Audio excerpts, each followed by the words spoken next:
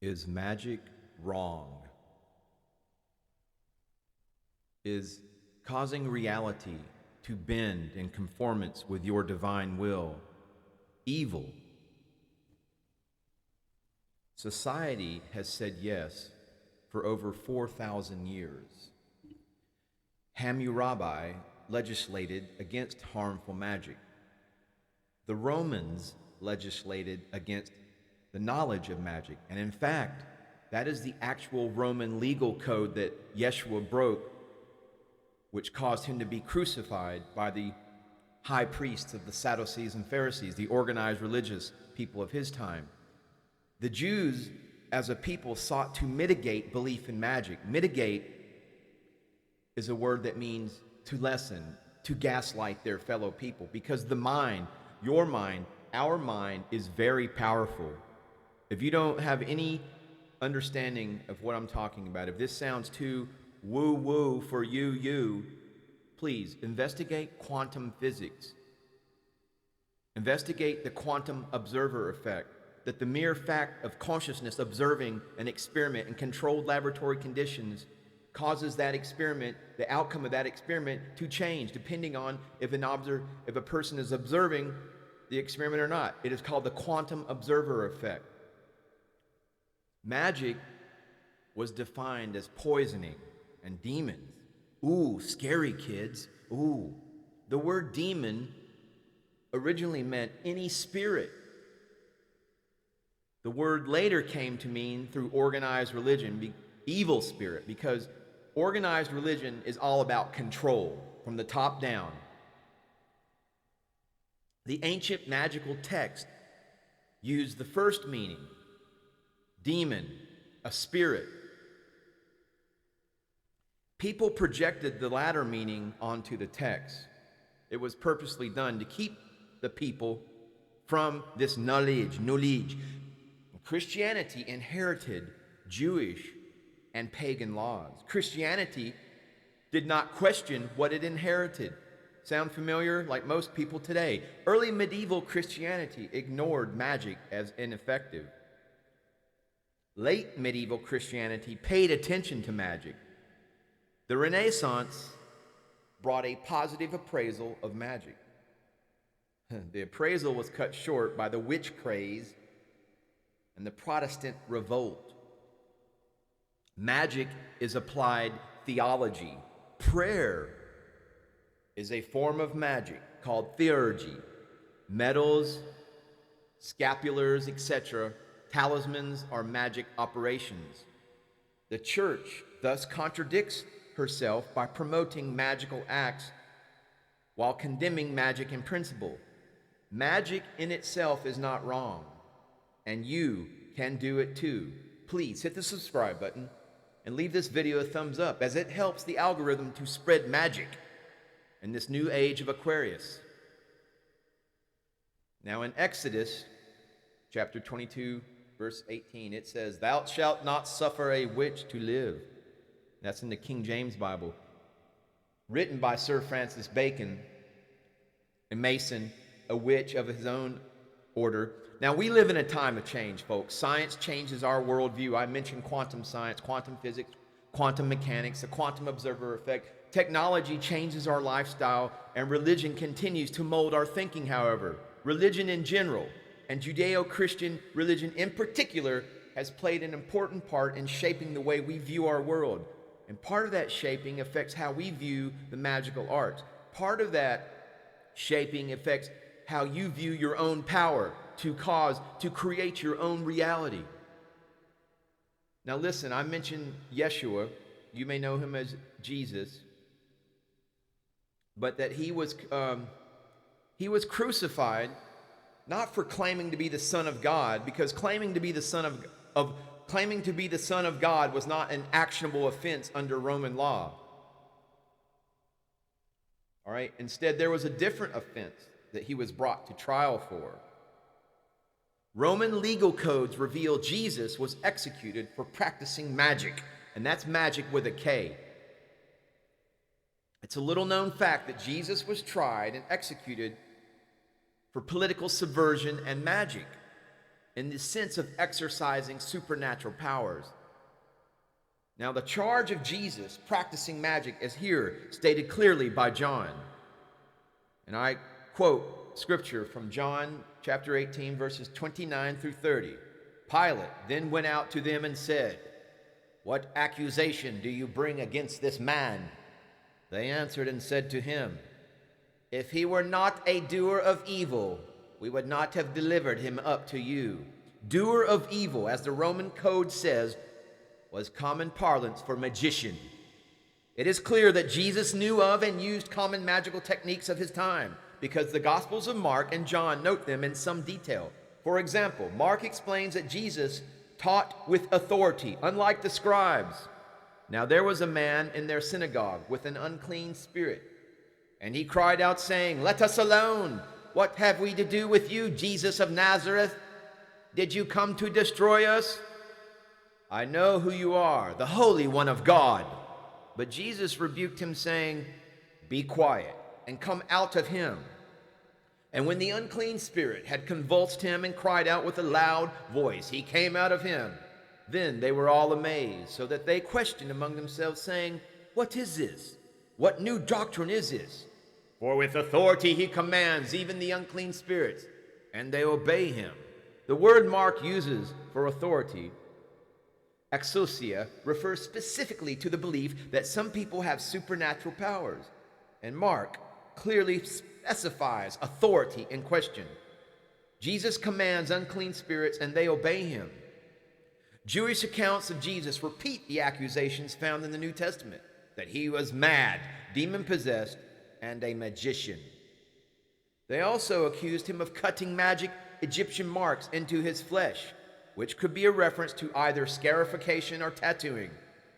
Matthew admits that Jesus was visited by magi, magicians, and lived in Egypt.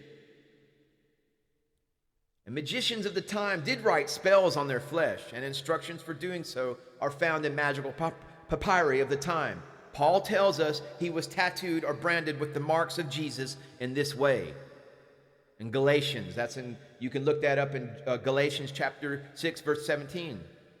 But enough. I could go on and on with the evidence of Jesus being a magician. But what I'm talking about now is, in this age of Aquarius, that we, individually, the temple resides within us. The temple is our heart and your power of your belief in yourself, the belief in your own power, taking back your own power.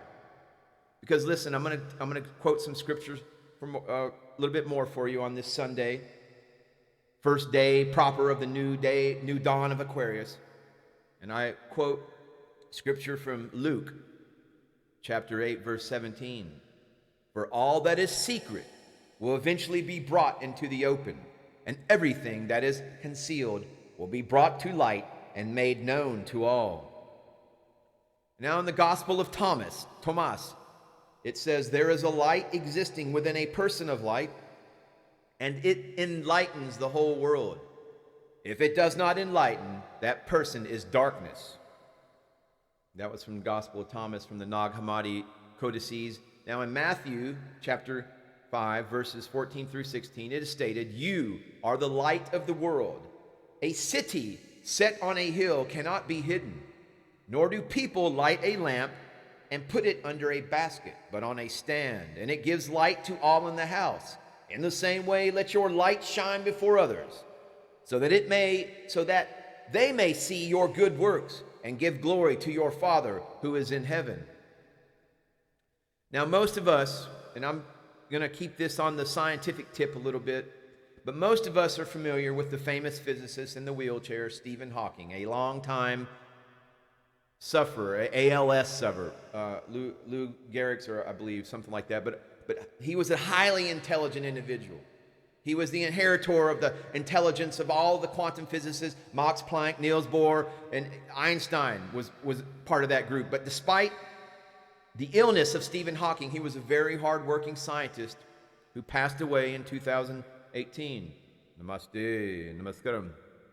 Stephen Hawking, though, was part of the school of thought in physics that states we live in a kind of illusion. According to him and his fellow thinkers, especially the thinkers, the pioneers in the field of quantum physics, that time and space, or time-space, as physicists call it, doesn't actually exist.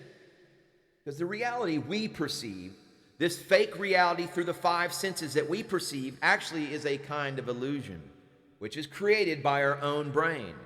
In a way, it's the same concept as is depicted in the movie The Matrix. We're kind of imprisoned in an elusive material world. The material world of what ancients called Mother Earth. The third dimension, harmonic universe number one, of this dimension of absolutes, good and evil, right and wrong, of dense materiality. There's nothing wrong with that. That is part of our learning experience. But you see, for the longest time, the masses of humanity have been kept from the knowledge that there's higher realities, higher harmonic universes, higher dimensions. Now, both the words matrix and material have the Latin word mater, M-A-T-E-R, in them, which means mother. And both words thus refer to the manifested material world of Mother Earth, this low dimension, third dimension. And actually, the movie The Matrix is one of the latest versions, though. It's just a rehash of very ancient myths, of very ancient spiritual technologies. And it's just rebranded with the help of the computer network metaphor. Because listen, long before Stephen Hawking, The Matrix, and many other movies, art, and books hinted at this knowledge. The Hindus, the Buddhists, the Taoists, and other esoteric schools taught their students these ideas. Already some 4 or more thousands of years ago, it was thought that we live in a kind of illusion, which the Hindus call Maya. And as I'm going to develop in the days ahead, we're going to see, dear, esteemed, honorable, noble, and notable viewer, notable as in your name has been notated within the book of infinity. We're going to see that Moses and Yeshua, you may know him as Jesus, but Jesus is a Greek name. It means son of Zeus. But Moses and Yeshua, and yes, Jesus, taught this as well, as did the ancient Greeks in their mystery schools, the Egyptians in their hundreds of temples, and the Sumerians in their ancient clay brick ziggurats, the temples on top of hills that connected heaven and earth. On and ki, on ki. Sumerian words, on, heaven, earth, ki. That is, you combine them. That is on ankh. If you're familiar with the Egyptian cross, it is the ankh. That is the marriage of heaven and hell, of your manifestation of heaven to earth. I'm sorry. But yes, heaven and hell, it could be the marriage of heaven and hell. Once you're enlightened, you're above all of these concepts. You master your emotions, because most of the times I've ever been in hell is because of my emotions and not being able to control them. Yes, if you agree, hit the subscribe button, leave this video a thumbs up. Because listen, temples on tops of hills, temples inside of your hearts, this is what connects heaven and earth. And this is also what shamans, holy people all over the world, shamans such as Vasma Zulu Baba Credo Mutua, the great Zulu holy man, all over the world already knew for tens of thousands of years. It's actually universal knowledge. But that was only taught to specific, initiated people. And now it's being taught to you, dear esteemed viewer. And mostly kept secret, though, from the common man, for the common man and the woman, the people at the base of the pyramid that have been kept trapped in the digital matrix, blinded by the higher spiritual laws. And the most secret of all, they knew we can transcend this material world. I've done it myself. I do it every day. We can experience what the other world is like. And once we are able to access this other world, we can even learn to bend the energies that hold our own material universe together and thus bend reality. This is the esoteric knowledge of what in Greek is called the spiritual hieros, the sacred marriage of heaven and earth. Now, if you're interested in this line of thinking and this body of knowledge, I want you to hit the subscribe button. Give this video a thumbs up, as it indicates to the algorithm that this magic, this gnosis, should be spread. This light of the world should be spread. Namaste. Namaskaram.